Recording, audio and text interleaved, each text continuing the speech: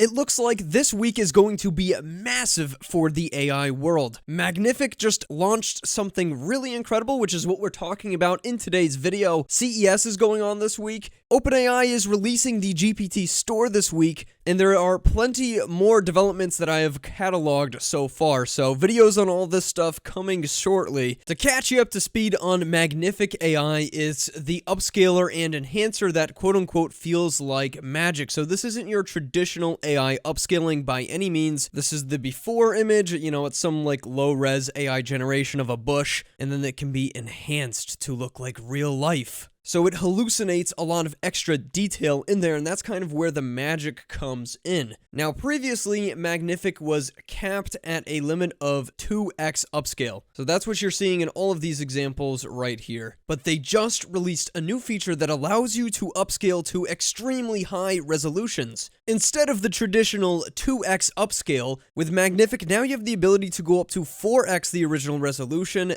8x, and even, 16x, but I don't have enough fingers for that. This means that there is a max resolution here for an image of 10,000 by 10,000 pixels, which is massive. That's an 100 megapixel photo. Let's put this in perspective. Your typical phone camera is going to be about 12 megapixels of resolution. That's around 4,000 by 3,000 pixels. It's good resolution. A more professional DSLR or mirrorless camera such as this one will typically go anywhere from 20 megapixels to 30, 40, 50 something. Anything 30s and above is considered very high. However, only the most expensive cameras can take 100 megapixel photos. However, seemingly with this new Magnific update, we can get a photo that is that high resolution. There's obviously a lot of applications for upscaling like this, so what I'd like to do today is take you on a tour of all the different things that this new Magnific upscale can accomplish, where this AI fits in our world today, and whether or not it's worth it. Let's start off by taking a look at what the community's reaction has been to this, and also some of the coolest examples. So let's start off here with Javi Lopez, who is actually the founder of Magnific AI. New upscaler's image output quality is so high that it exceeds the max size of X/Twitter's upload resolution, which is around 4K. So we've got the original over here, then the upscaled with Twitter, and he had to link an 8,000 by 8,000 image down here from a separate website. So take a look, guys. Here is a close-up of the original image of the rose. It's pretty low resolution in general. I mean, you could see all the individual little pixels. This is 1024 by 1024. He was able to upload to Twitter this one, which is 4000 by 4000 roughly. This is Twitter's maximum upload size. So in just these two differences, we could see there is a huge amount of detail that has been added. But now we get to the 8000 by 8000 image, which adds a new level of detail. I mean, you can just zoom in here and get like these little macro shots of extreme detail. Check out the little fibers individually on the rose. Very, very realistic looking, very impressive. Especially with the water droplets over here, you can kind of tell that it's upscaled because they are very bright and overblown. A real macro image might have some more detail, but it's very impressive nevertheless. You can even see the individual veins of the rose petal itself. I mean, that is just absolutely wild, isn't it? And this all was derived from just this original image. That is how much the AI had to go off of right there, and it was able to resolve a ton of detail. But obviously, this is from the creator, so we're getting some cherry-picked results. I did do my own testing, which we will take a look at towards the end of the video, but as we continue, let's see what more of the community has to say about this. Martin Neblong, also on Twitter, shows off the new 16x upscaling mode, again resulting in an astonishing 100 megapixel photo. So this is the image we're starting off with here. It's a kind of blurry 500 pixel by 500 pixel stable diffusion image, and then it's upscaled to this, making it a lot more realistic and packing it with a ton of detail. If we zoom in here, we can see the amount of incredible detail that has been resolved or pulled from the initial image. It's more of a reimagining than anything else, but it is pretty darn insane what you can do with this. This is like image to image on a whole nother level. 100 megapixels of it. So to me, this is,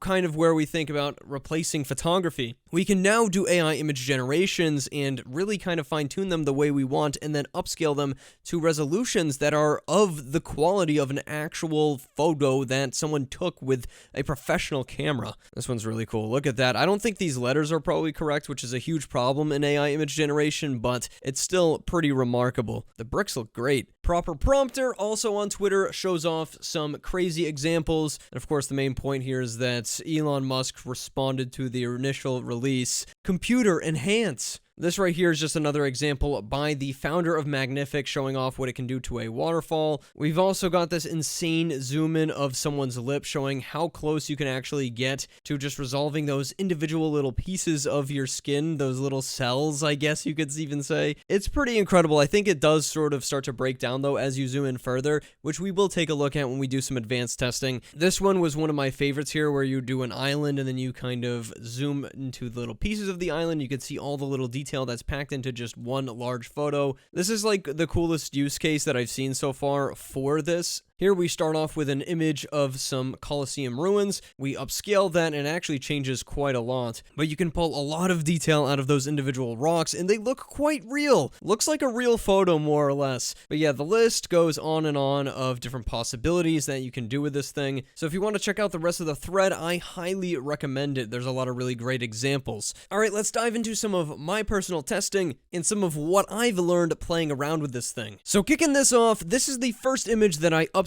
with Magnific. You can see the before was a 1024 by 1024 Bing image creator or DALL-E 3 generation of a scarlet macaw. I actually put like photo of a scarlet macaw in as my prompt for this image in the settings, optimized it for films and photography, and this was a scale factor of 8x, which is pretty much what you have to do if you're using Midjourney or DALL-E 3 because of the higher generation resolution. If you want to use 16x, you have to pretty much use a stable diffusion or a 512 by 512 pixel image, but still 8x is a ton.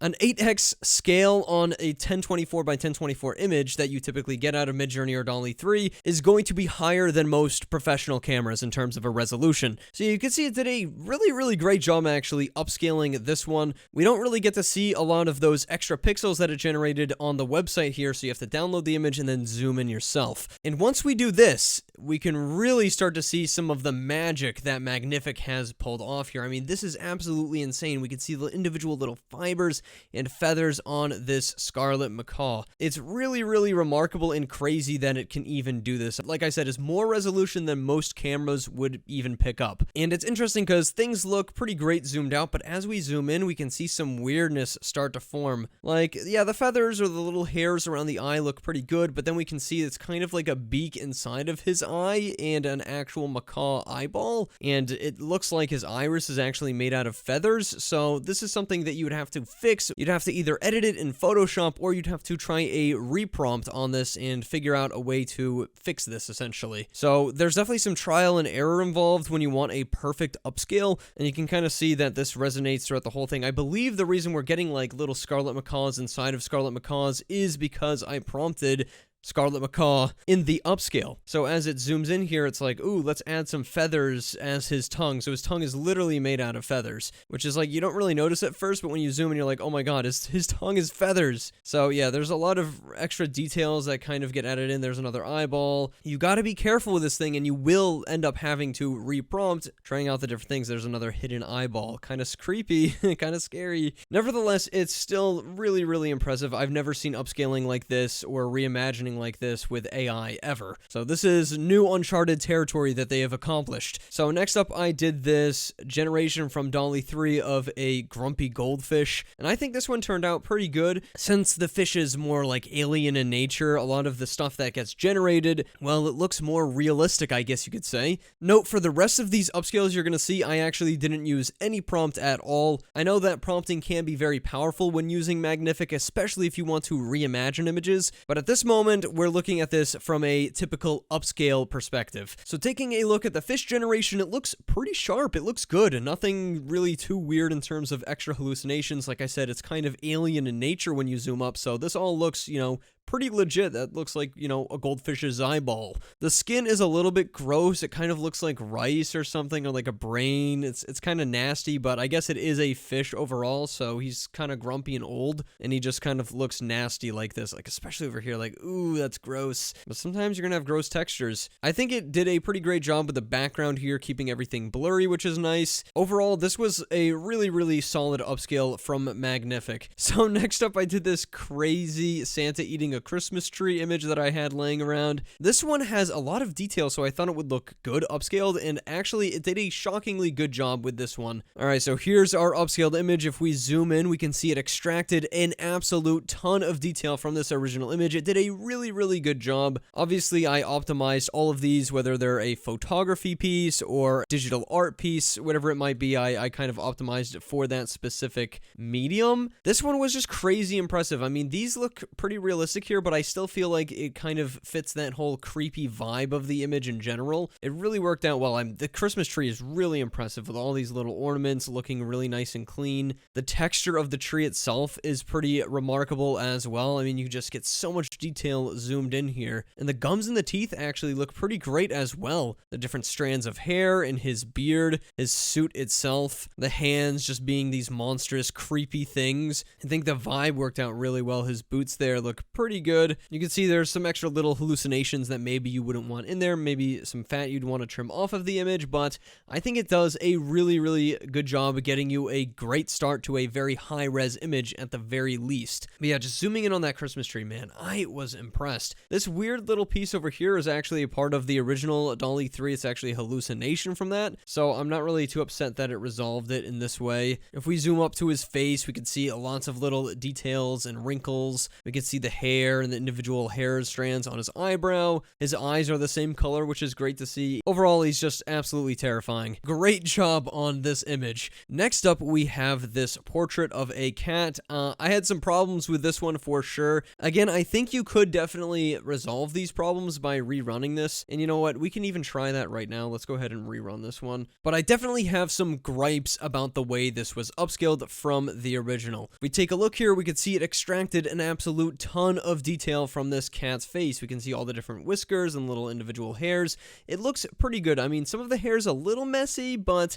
not bad at all. The nose, however, while it's resolved in a very realistic-ish looking way, it's kind of disgusting looking and it's very uneven. The cat's nose here is not perfect by any means. It doesn't look like a real cat nose, so there's some problems going on there for sure. Originally, by the way, this was a Firefly generation. Anyways, zooming in on the eyes here, some incredible detail. I really like the individual strands over here and above his eye. Overall, his eye looks pretty good, especially like around the black part of the eye, but this didn't get resolved very sharp at all, so I would have some complaints there. I'd rather see this resolved in a true to life manner. We can see his other eye was resolved very differently as well. Even the iris looks very different, and also there's some weirdness going on above his eyeball. The actual black part, the iris itself, not the right shape at all. Again, this could be resolved with better prompting or better settings changes, but this is what I got off the bat for this upscale. Fur on the forehead looks fantastic. The ears look decent overall, but it kind of made like this weird marbly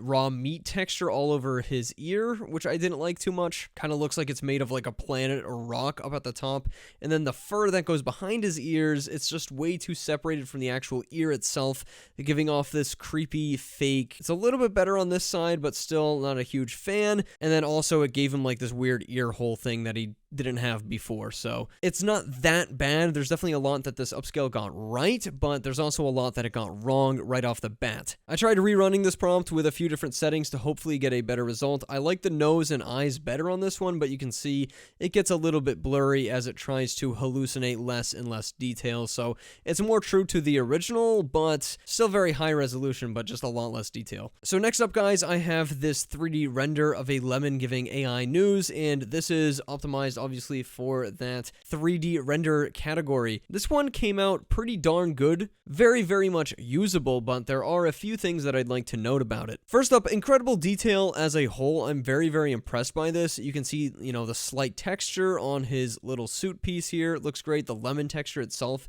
is pretty awesome. The texture of the headphones that he's wearing and the headset is overall pretty awesome. This all looks really, really nice if we zoom in super far. I also really like that his mouth is shiny and reflective. It just looks like this nice, clean little 3D render. If we go down though, we can start to see some issues. His hand got replicated in this realistic way, which I'm not entirely opposed to, but the problem is his other hand doesn't match. So these two hands here don't match. That's kind of the problem with the super high res upscaling, is that it has to render different pieces individually. So we'll end up, with some high resolution hand over here and then a hand that's not so much. Again, maybe with better prompting or better settings, we could fix this, but we still had to use up a generation to know that. It also didn't really do a great job of resolving the actual writing of the paper. In the background, while still blurry, is a little bit over sharpened and over detailed in a few areas. Like, it doesn't perfectly blur the background. It, for some reason, tries to add extra detail back in there, which gives it this weird sandpaper look. Still, not one of the worst upscales by any means. I was pretty impressed. So this is obviously like graphic design type stuff. We could see that DALL-E tried to do this unique dot art design, but that's pretty difficult for AI to accomplish, so it didn't work quite well, and with the upscale, it kind of exacerbated that a little bit. I still think it looks really cool, and it has like a nice artistic side to it that you wouldn't have accomplished otherwise, but this gives us a great opportunity to dive into some of the differences that can happen when you upscale an image like this that is very, very specific. Mario's nose, face, his hand, Mario in general actually looks very good. It has like this airbrushed soda pop look to it. I kind of like that. I don't think that's what the original art style was supposed to be, but it still looks pretty cool. And even in the background, like, we have these individual little dots that look pretty good. Very, very high resolution. It kind of fits the whole vibe as a whole. This is more mosaic over here than this over here, so I wish it was a little bit more consistent, but again, that's kind of the downsides of these super high res upscales, is it has a harder time keeping things consistent over time. The clouds actually look really cool. They kind of bunch up in these little cloud shapes, and I do actually like that art style, and I think it fits with the rest of it. Then we move up here, and we can see some weird stuff going on. It interpreted these dots over here as text, so you can see it's literally doing different upscales and then stitching them together, and that's kind of how this works. And also, these boxes have more of a pixel art design with super hard lines in comparison to the soft and circular stuff that we see down here. Again, one of the downsides of stitching these upscales together. And, well, if we have pixel art on these boxes, we would naturally expect it in the clouds as well, and also all the way down here on the surface world, but we don't see that. So there's kind of a misinterpretation of the different styles between the different upscales that's being made. So it fits pretty well together, I would say, and from afar, you're like, oh, that looks good. And even if you zoom in, but once you start looking at some of the finer details, you can see some errors being made. Again, maybe if we had different settings, we could get a better result or better output, but we still used up a generation getting to this point. I got a pretty funny one for you guys. This is a DALL-E 3 generation made by the Discord community of, some swag lemon guy. He's all dripped up with all kinds of different rings or bracelets, and he's got, these fancy glasses on, and then he's also got the Jordans on as well. This upscale was pretty great, honestly. This was one of the more impressive ones of the bunch. I especially like the way that it resolved the polar bear. A close-up examination reveals an absolute ton of detail it was able to pull out. The lemon skin looks really amazing. I like the eyeballs for the lemon character as well. The glasses, for some reason, though, have this weird elephant skin texture instead of being made of gems like you would expect them to. Again, better prompting might get us a better result, but we still use the generation to understand that we needed to tweak it. The drip on this side honestly looks pretty good for the most part. It's still very shiny and very impressive. I don't know what's going on with the watch here, but on this side, for some reason it interpreted all the drip as like, some pastry dough or something. So from afar, it actually looks like pretty normal, but when you zoom in, you're like, oh my god, that's literally like pastries. Background looks honestly amazing in this. It's really, really impressive. Just like this nice ice sculpture, perfect slightly blurred background, and then we come to the polar bear. Really nice detailed polar bear face. He's slightly out of focus, as you would expect, because this guy is in focus and he's just kind of chilling there. The J's were also sad. These logos kind of got ruined in the process of upscaling, but his shoes look pretty darn great. Really nice texture on those. I'd say that this is one of the more impressive ones, but if you zoom in, you can see how it can have this ability to misinterpret certain details and screw stuff up. All right, next up we have an Adobe Firefly macro image of a bee on a flower that looks pretty great, but upscaled, we can bring out even more detail. So the whole idea behind this was what if we take an actual macro photo and then upscale it even further? Can we get more macro detail? The answer is kind of yes and no. An image like this is a little bit difficult for the AI. It doesn't seem like it's trained well on bug macro photos. You can see like there's some eyeballs and a face over here on the wing. I didn't really know what to do with these and kind of turned it into plant flowers a little bit. The eyeball looks pretty shiny and cool, although I don't think it would actually look like that in real life. Again, it kind of turned him into like plants and flowers, strangely enough. Like we literally have a bird perched over here on top of the leaf, another leaf down here. I really do think that this one could do with some extra prompting, like especially this is all snow covered on his wings there and it like turned it into tree bark, but it's kind of crazy. It looks cool from afar. It's actually a very unique way of creating images here. It's able to backtrack an image into something entirely new. So when you zoom in, you get all these little extra details and bits, and then when you zoom out, it looks like a normal image, but not the intended effect. Oh yeah, by the way, guys, I did try to re-upscale Mario, and I got maybe a slightly more consistent result overall, but it still tried to pixelate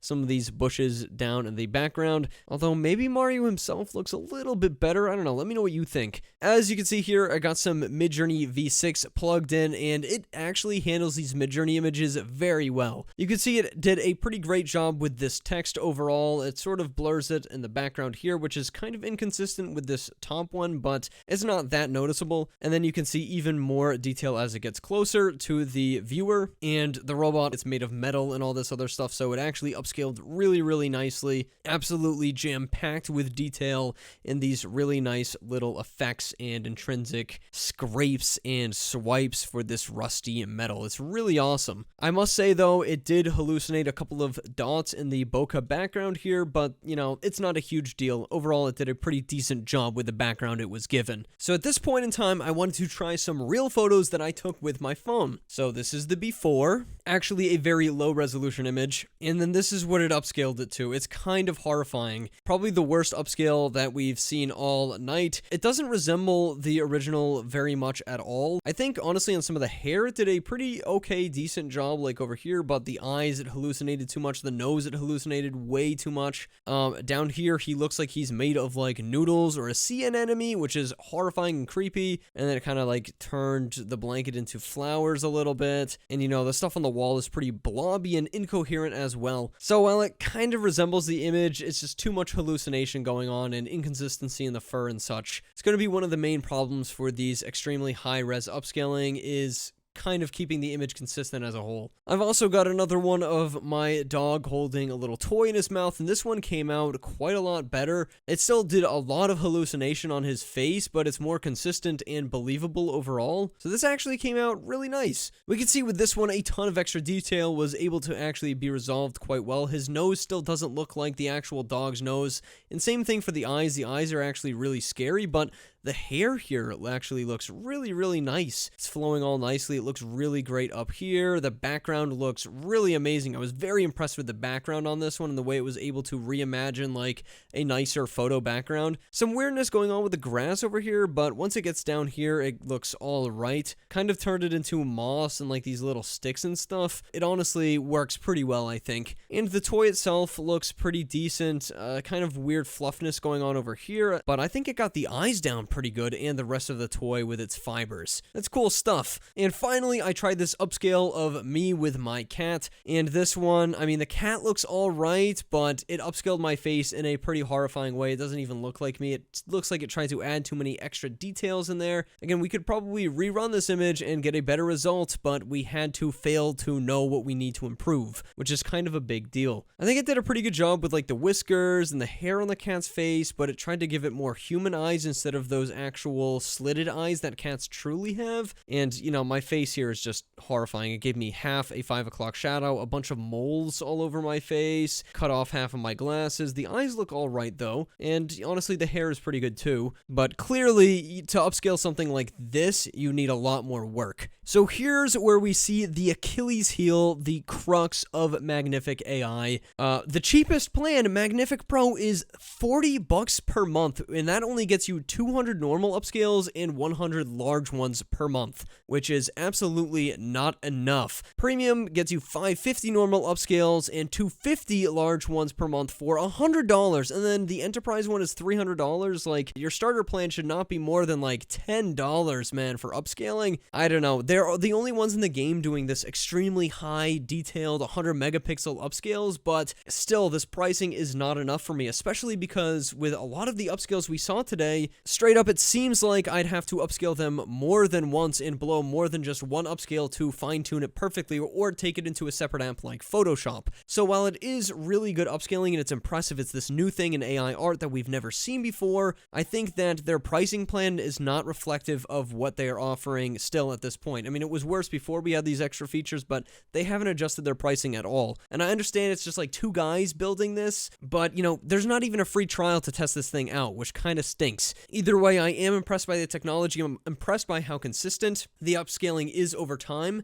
They are bringing new things to the table, which is more than a lot of other companies, so I'll congratulate them there, but please, the pricing needs a huge update in my opinion. Let me know what you guys think about this. If you do any really awesome high-res upscales, try to share them to my Discord server. I don't think that it will accept that level of upscaling, so you might have to post it on a separate image sharing website and then post it to the Discord. But still, I'd love to see what you guys get up to with tools such as this one. Thank you so much for watching. Huge week, like I said in the beginning of the video, so expect more videos from me very soon, and I'll see you in the next one. Goodbye.